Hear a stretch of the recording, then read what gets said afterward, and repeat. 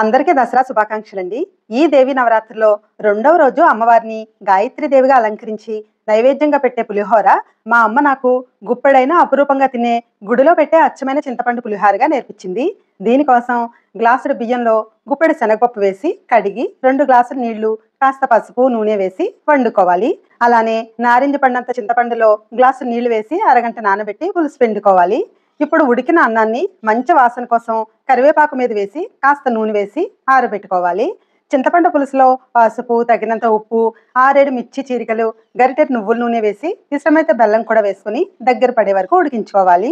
ఇప్పుడు ఆరిన అన్నంలో కాస్త ఆవపిండి, ఈ చింతపండు గుజ్జు వేసి కలుపుకొని తాలింపు కోసం పావు గ్లాసు నువ్వుల నూనెలో పల్లీలు, జీడిపప్పు వేయించి తీసేసి తరిగిన అల్లం, శనగపప్పు, మినపప్పు, ఆవాలు, మిర్చి చీరికలు, ఎండుమిర్చి, కరివేపాకు, ఆఖరున ఇంగువ వేసి వేటికవి వేయించి అన్నంలో కలుపుకొని నివేదించి తినేయడమే. Thank you for watching.